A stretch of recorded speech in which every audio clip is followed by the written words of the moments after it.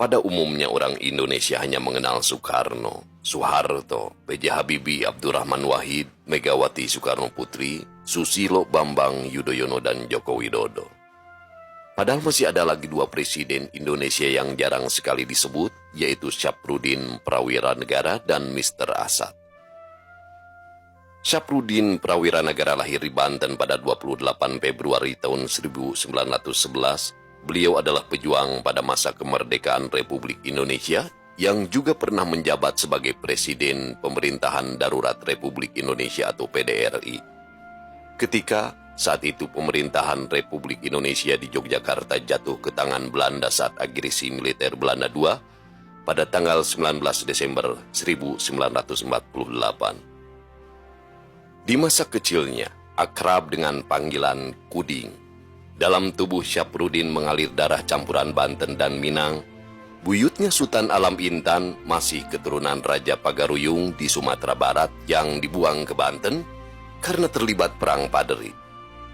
Menikah dengan putri bangsawan Banten, lahirlah kakeknya yang kemudian memiliki anak bernama Raden Arsyad Prawira Atmaja. Itulah ayah Kuding yang walaupun bekerja sebagai jaksa, cukup dekat dengan rakyat dan karenanya dibuang Belanda ke Jawa Timur. Kuding yang gemar membaca kisah petualangan sejenis Robinson Crusoe memiliki cita-cita tinggi yaitu ingin menjadi orang besar katanya. Itulah sebabnya ia masuk sekolah tinggi hukum di Batavia.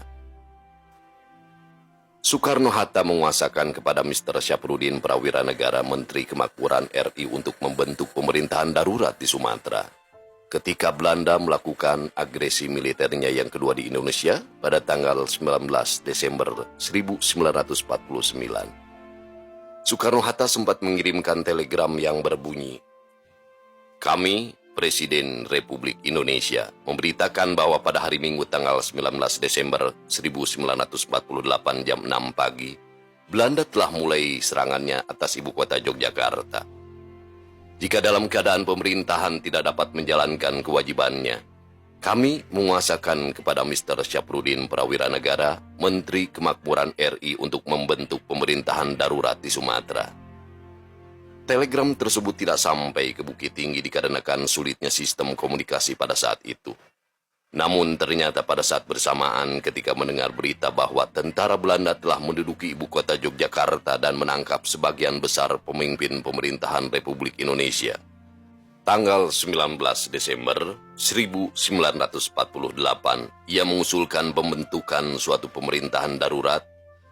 Gubernur Sumatera Mr. T.M. Hasan menyetujui usul itu demi menyelamatkan negara Republik Indonesia yang berada dalam bahaya. Artinya kekosongan kepala pemerintahan yang menjadi syarat internasional untuk diakui sebagai negara. Pemerintahan Darurat Republik Indonesia atau PDRI dijuluki Penyelamat Republik dengan mengambil lokasi di suatu tempat di daerah Sumatera Barat. Pemerintahan Republik Indonesia masih tetap eksis meskipun para pemimpin Indonesia seperti Soekarno-Hatta telah ditangkap Belanda di Yogyakarta. Syafruddin Prawiranegara menjadi ketua PDRI dan kabinetnya yang terdiri dari beberapa orang menteri. Meskipun istilah yang digunakan waktu itu adalah ketua, namun kedudukannya sama dengan presiden. Syafruddin menyerahkan mandatnya kemudian kepada Presiden Soekarno pada tanggal 13 Juli tahun 1949 di Yogyakarta. Dengan demikian, berakhirlah riwayat PDRI yang selama kurang lebih 8 bulan melanjutkan eksistensi Republik Indonesia sebagai negara bangsa yang sedang mempertahankan kemerdekaan dari agresor Belanda yang ingin kembali berkuasa. Setelah menyerahkan mandatnya kembali kepada Presiden Soekarno, Syafruddin Prawiranegara tetap terlibat dalam pemerintahan dengan menjadi Menteri Keuangan.